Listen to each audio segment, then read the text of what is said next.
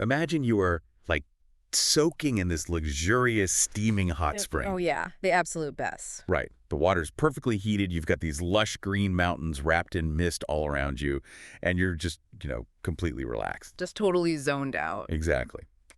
But you are probably completely unaware that the very ground beneath you was once deliberately torched to ash, just completely burned to protect a global empire's gunpowder supply. Yeah, or that that really elegant tea room just up the hill was actually the final alcohol-soaked party spot for World War II suicide pilots. It's crazy to think about. I mean, we tend to treat history as this static thing, Yeah. like a museum exhibit. Right, like it's neatly trapped behind some temperature-controlled glass. Yeah, totally separated from the modern spaces where we, grab our coffee or take our vacations. But that is such a comfortable illusion. Because the reality is that the physical spaces we occupy are essentially living laboratories. Right. The landscape itself literally absorbs the shifting priorities of, well, whoever happens to be in power at the time. Well, welcome to the deep dive. Today, we are bringing you to a destination that absolutely shatters that museum glass. We're heading to Beitou. Beitou. Yeah, if you visit the northern edge of the Taipei Basin today, the area pitches itself as this tranquil hot spring district. Right, a total wellness retreat. But the comprehensive dossier of historical and spatial analysis we are unpacking today reveals a radically different reality. A much darker, much more complicated reality. Exactly. This single geographic footprint has been violently reshaped by indigenous tribes, expanding global empires, paranoid political regimes, and even a completely chaotic guerrilla film industry. It is basically a masterclass in how human beings manipulate nature to serve their most, immediate and desperate needs. Yeah, the layers of human experience stacked on these specific GPS coordinates are just staggering. So our mission today is to extract 5 incredible historical stories from this dossier. And we aren't just looking at history either. No, we are actually mapping out the hidden gems that you can go visit today. We're decoding the secret paths to the ground you walk on. But before we really dig in, we should note, Fumu, that our sources today touch on some intensely charged history. Right. We're going to be discussing World War II military operations and Cold War political imprisonment, drawing on documentation that spans, well, multiple ideological perspectives. Both left-wing and right-wing viewpoints. Exactly. And as always, we aren't here to endorse political viewpoints, take sides, or, pass moral judgment on any of these events. Right.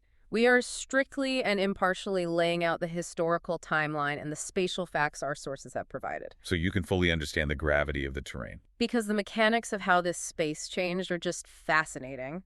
And they begin with a perspective that is entirely opposite to today's luxury spas. Oh, completely. Because before Beitou was a place of relaxation, it was universally perceived as this terrifying, toxic wasteland. Yeah, an absolute nightmare environment. And to understand its birth on the global stage, we really have to go back to a massive imperial crisis in the 17th century. Okay, so the year is 1696. The Qing dynasty suffers a catastrophic blow. A massive fire completely destroys their primary gunpowder magazine in Fuzhou. Which is right on the mainland coast. Yeah. Suddenly, the imperial military is incredibly vulnerable. They desperately need sulfur, which is, the absolute core ingredient for black powder. You can't run an empire without it. You really can't. So because their local reserves are gone, they are forced to look across the ocean to the frontier of Taiwan, which they considered, well, wild and incredibly dangerous. Uncharted territory. Right. So in 1697, they sent an explorer named Yu Young straight into the toxic volcanic badlands of Beitou. Which the indigenous Ketagalan tribe who lived there called Pato. Okay, let's unpack this, because this sounds exactly like a modern global supply chain crisis. Oh, Like absolutely. a sudden microchip shortage forcing tech giants to venture into completely uncharted territory. But how did they actually get the sulfur out of a volcanic wasteland? Well, getting raw volcanic dirt doesn't automatically give you pure sulfur. Processing it was this incredibly brutal cross-cultural labor effort. I can only imagine. The sources detail this technique called the pingo melting method. Pingo roughly translates to boiling in a cauldron. Wait, literally boiling dirt. Yeah, the imperial workers had to haul these massive cast iron vats into the volcanic valleys. They would mix this highly toxic sulfur dirt with heavy oils, Oh, wow. which acted as a solvent, right? And then they'd boil the mixture over a roaring, intense fire. The oil would cause the pure sulfur to melt and rise, while all the impurities sank to the bottom. That sounds dangerous on so many levels. It was. The environmental conditions were oppressive. You've got workers operating these boiling cauldrons of oil and rock in a valley that's already venting natural volcanic heat. And gases, right? Yeah, thick sulfur dioxide gases. Yeah. The explorers actually described it as feeling like it could split your brain open. Man. And the king officials couldn't navigate that kind of extreme environment alone, right? No, not at all. They had to rely entirely on the indigenous Kitagalan people for the geographical knowledge of where the vents were and, the physical labor of extracting the raw dirt. And the sources show they set up a strict, frankly exploitative trade system. They would trade 7 feet of cloth to the indigenous people for 100 caddies of sulfur dirt. Which is roughly 130 pounds. That is a lot of dirt for some cloth. But here is the massive logistical nightmare for the Qing government. They are terrified of local rebels. Oh, highly paranoid. Yeah, they have this wild volcanic valley full of the exact ingredient needed to overthrow the empire, surrounded by a frontier population they don't fully control. So you'd think they just locked that valley down with an immense military garrison, right? Right, just send in the guards. But actually they did something far more extreme. They implemented an environmental scorched earth policy. The sources call it mountain burning. Mountain burning. Yeah, the Qing government realized that no amount of guards could monitor every single ravine and brush-covered hillside. So every single year, they sent soldiers to deliberately torch the entire landscape surrounding the sulfur valleys. Just burning it all to the ground. They burned away all the vegetation, the trees, the underbrush. They turned the area into a completely barren, lunar landscape simply to ensure that no rebels could secretly hide in the brush and, run private illegal mining operations. That is wild. And you can actually still see the visual remnants of this paranoia today. If you go to the Sulphur Valley geothermal scenic area on Kuan Yin Road, it still looks like a scorched alien planet. It really does. You have these pale, rocky depressions with roaring steam vents shooting out of the earth. And there's a specific monument there marking Yu Yangyi's sulfur mining site. Yeah, it's a great spot to visit. And you can watch that thick white sulfur steam billowing into the air. But the irony is that today, that exact same steam is piped directly into the surrounding luxury hotels for high-end hot spring baths. It completely masks the history. Right. The modern tourism industry completely covers up its original role as the violently guarded lifeblood of imperial military power. It's just a profound shift in how humans value natural resources. Because for centuries, these steaming vents were viewed by the locals as, poison water and evil gas. Yeah, you wouldn't want to go near it. But the arrival of a new empire brought a massive shift in global science, which would completely flip the script. They turned a toxic hazard into a medical miracle. And that shift happens in 1895, right? Exactly. The Japanese Empire takes control of Taiwan, and they bring with them highly regimented Western scientific classification systems. They start mapping and measuring everything. So in 1905, there's this mineralogy expert named Okamoto Yohachiro. He's examining the highly acidic stream in Beitou, and he notices these strange crystalline deposits crusting on the rocks. Right. He takes them back to study them, and after years of testing, he makes this wild discovery. He realizes these crystals contain radium. They can literally expose photographic film. You're emitting radiation. Wait, so they found radioactive rocks in the water, and instead of running away, they decided this was a health cure? I mean, that sounds terrifying to a modern listener. Well, what's fascinating here is how science completely rebranded nature. You have to view this through the lens of the early 20th century. This was the absolute height of the global radium craze. Oh, right. Like people drinking radium water. Exactly. Before the medical community understood the cellular damage radiation caused, it was viewed as this magical life force. So when Okamoto found radioactive crystals in the Beitou stream, the Japanese colonial government realized it was an unprecedented public relations opportunity. So the toxic water was legitimized as a modern medical treatment. Precisely. They spun the poison into a premium wellness product. In 1912, the international scientific community officially named the crystal Hokutolite, or Beitou stone. The only mineral in the world named after a place in Taiwan. Yeah, and it was viewed as such an astronomical scientific triumph that Crown Prince Hirohito made a specific visit to the Beitou stream in 1923. Using the mineral to project an image of, what do the sources say, civilized enlightenment. Right. They were demonstrating they possessed the technological superiority to unlock the energetic secrets of the Earth. Well, if you want to see the scientific marvel up close today, you need to visit the Beitou Hot Spring Museum. Right next to it is the Takiyu, a small waterfall in the Beitou River. Which is one of only 2 microenvironments on Earth that produces Hokutolite. Yeah. And inside the museum, you can see a massive 800-kilogram raw specimen of the radioactive rock. Plus, hidden on a nearby mountain path, there's a monument to Okamoto Yohachiro. But, transforming a wild, volatile environment into a sophisticated scientific spa required massive infrastructure, specifically railways. And building those railways through the mountains was dangerous, deadly work. Incredibly deadly. The colonial authorities realized they needed to build an entirely new spiritual space to protect the psychology of their terrified workforce. So the 1901 Tamsui railway line was the catalyst for Beitou's boom. But to comfort the railway workers facing injury and death, the Japanese Railway Department funded the creation of Tizenin in 1916. Which we now know as Puji Temple. Right.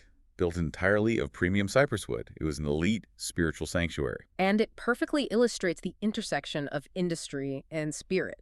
The temple was literally named after a Japanese railway official, Murakami Shoichi. So they're physically embedding colonial power into the religion. Exactly. And they worshipped the hot spring Guanyin to ensure the hot springs never ran dry. Okay, here's where it gets really interesting. When the political regime changed after World War II, the deity morphed. Yes. The hot spring guardian was holding a baby, so locals just started worshiping her as a fertility goddess. It's like a software update. They patched a new cultural meaning over the old religious code so the space could survive. It's such a brilliant example of cultural adaptation. And you can see it for yourself. You just head to 112 Wenquan Road and walk up the 80 stone steps, which are made of local Kilian stone, to get to Puji Temple. It's so peaceful up there. It really is. You can see the distinct Japanese architectural language, the bell-shaped firelight windows, and the quarter-shaped roof tiles. And, of course, that specific child-giving bodhisattva statue that bridged the gap between Japanese and Taiwanese religious traditions. It sounds so serene. But it wasn't always peaceful, right? No. As World War II dawned, Beitou's serene, elegant spaces were suddenly hijacked for much darker, far more tragic purposes. Let's talk about the Nitaka Hotel. Right. The new High Hotel, built in the 1920s, perched high on a hill overlooking the Guandu Plain. But during the dying days of World War II, the Japanese military seized it. They turned it into a comfort station and a final party spot for kamikaze pilots. Yeah, these young men would drink and write poetry, knowing with absolute certainty they would die the next day. If we connect this to the bigger picture, we see how Beitou became a political dumping ground. Because after the war, the nationalist government took over that exact same building. Right, and they used it to hold Zhang Suilian. Young Marshal, the guy who famously kidnapped Chiang Kai-shek in the 1936 Xi'an incident. Exactly. From 1960 to 1993, this gorgeous resort served as a velvet-lined prison for him. And there's that bitter irony in Zhang's quote, "My story ended at 36. Can you imagine the psychological dissonance of that? You are given hot springs and beautiful sunsets, but every single person serving you is an intelligence officer reporting your every move. It's a gilded cage. Built directly on top of a World War II suicide pilot lounge. It's heavy. Very heavy. But you can actually visit this site today. It is now the Marshal Zen Garden at 34 Yuya Road. You can grab tea at the Jolie House, which was actually the former guard dormitory used to monitor Zhang. And you can even hunt down the underground chapel on the grounds, which doubled as an air raid shelter where he practiced his Christian faith. It's incredible how much history is layered there. It is. But while political figures were being hidden away in the Silent Hills, down in the valleys of Beitou in the 1950s and 60s, a chaotic, loud, and incredibly public industry was taking over the remaining hotels. Oh, this is my favorite part. The film industry. Yes. Taiwan's Hollywood. With 0 large studios and tiny budgets, Taiwanese filmmakers realized Beitou was basically a giant, ready-made movie set. They would literally shoot an entire movie in 15 days. That is unbelievably fast. They filmed exterior action scenes in the parks during the day, and at night they rearranged their hotel rooms to shoot indoor dialogue scenes. Just completely repurposing the architecture. And the sources mention a motorcycle express system. It was basically an early gig economy. Way before modern delivery apps. Right. Before Uber Eats, you had these motorcycle fleets buzzing through Beitou. They were delivering hot spring guests, sure, But they were also rushing actors between movie sets and physically transporting film reels so production wouldn't stop. It was absolute creative chaos, but it was also a brilliant creative translation of ready-made space. How so? Well, they took these post-colonial hotels and repurposed them to build a booming local language, Taiwanese pop culture. Oh, I see. Sadly, as government policies later favored Mandarin media and TV emerged, Taiwan's Hollywood vanished. It left only fragments of Beidou's hotels captured on aging celluloid. But you can still track down those cinematic fragments, like the Feng Huang Pavilion on Wenquan Road, where you can see the old-school tatami rooms used in classic films. Or the giant rocks in front of Marshal Zen Temple on Qian Road. Oh, yes. That was the ultimate hotspot for stringing up wires to shoot those flying wuxia martial arts scenes. And we can't forget the Beitou Park fountain, the backdrop for countless cinematic breakups and reunions. Flawless. So we've covered gunpowder, radioactive water, morphing gods, political prisons, and guerrilla filmmaking. What does this all mean for the listener walking through Beitou today? Well, the meta-analysis from the sources is that Beitou's history isn't a straight line. It's a story of layering and appropriation. Layering and appropriation. Right. The exact same GPS coordinates morphed from an indigenous spiritual site to an imperial resource mine, to a scientific spa, to a political prison, to a movie set, to today's tourist haven. So when you visit these spots, you aren't just looking at old buildings. You are looking at physical manifestations of how human beings value nature and exert power. Exactly. I want to leave you with a final thought to mull over. The next time you are sitting in a coffee shop, an office building, or a local park, ask yourself, what was this exact patch of dirt 100 years ago? It's a great question. And more importantly, with the way technology and power shift so rapidly, what completely unimaginable thing will it be used for 100 years from now? It really changes how you see the world around you. Thank you for joining us on this deep dive. We highly encourage you to pack your bags and go see these layered histories of Beitou with your own eyes. Safe travels, everyone.